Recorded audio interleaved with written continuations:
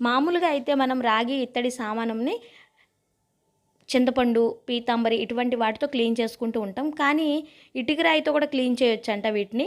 నేను ఒక రీల్‌లో చూశాను. సో చూద్దాము. నేను ఫస్ట్ టైం ట్రై చేస్తున్నాను. మనం మామూలుగా అయితే ఇత్తడి, రాగివి ఇవి మెయింటైన్ చేయడం చాలా కష్టం. మనం ఎంత క్లీన్ చేసినా ఇవి 3, 4 డేస్‌కి మళ్ళీ కలర్ చేంజ్ అయిపోతాయి. వీటిని మెయింటైన్ చేయలేము. అందుకేనేమో వీటిని మనం అరపెక్కిచ్చేస్తాం. కానీ ఇత్తడి, రాగి ఇటువంటివి ఏవైనా ఉంటే బయటికి తీసి వాడేయడమే మంచిది అరపెక్కించడం కన్నా. మన హెల్త్‌కి ఇవి చాలా మంచిదంట. హెల్త్ ఆర్గనైజేషన్స్ వాళ్ళు కూడాను వీటిల్లో వంట చేసుకుని తినడం చాలా మంచిదని చెప్తున్నారు. వాటర్ అవి తాగడం. సో ఇటుకరాయి పొడి ఇలా తీసుకున్నాను. ఇందులో ఏమీ లేదు. జస్ట్ కొంచెం నిమ్మరసం యాడ్ చేసుకోవడమే. తర్వాత మనం ఈ గిన్నెలు తోముకునే సోప్ కానీ లిక్విడ్ కానీ ఏదైనా ఉంటుంది కదా, దాంతోపాటు కలిపి వీటిని క్లీన్ చేసుకోవడమే. ముందైతే ఈ గిన్నె క్లీన్ చేస్తున్నాను. ఇవి చాలా రోజుల నుంచి నేను వాడట్లేదు. ఇంకా గ్లాస్ అంటారా కొన్ని సంవత్సరాలు అయిపోయిందిలేండి వాడక.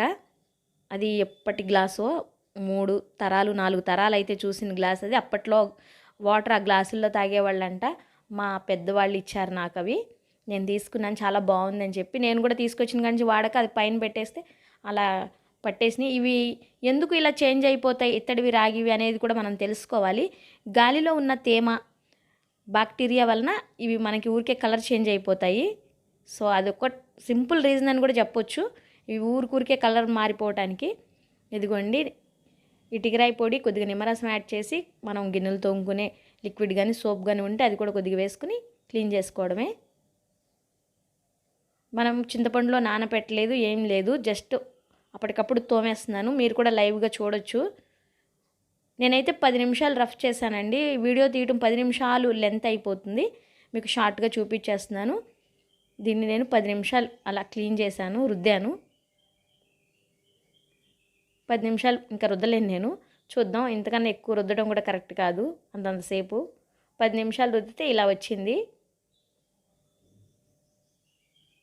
సో ఇదిగోండి ఇలా. కొద్దిగా అయితే శ్రమ ఉంది, మరి ఇత్తడివి కదా, ఎప్పటి నుంచో వాడట్లేదు నేను. అది డైలీ వాడితే కనుక మనకి అంత చేంజ్ అయ్యేది కాదేమో, కొంచెం ఎక్కువ టైమే పట్టింది. కానీ ఇది బాగానే పనిచేసింది. చింతపండు కానీ పీతాంబరి కానీ ఇవన్నీ కొంచెం కాస్ట్ ఎక్కువే, తెచ్చుకోలేము, ఒక్కోసారి ఉండకపోవచ్చు అందుబాటులో. సో అటువంటప్పుడు ఇటువంటివి కూడా ట్రై చేయొచ్చు. నాకైతే బాగానే ఉన్నాయి, కొంచెం ఎక్కువ శ్రమ అయినా. ఇదిగోండి చాలా బాగా క్లీన్ అయిపోయింది.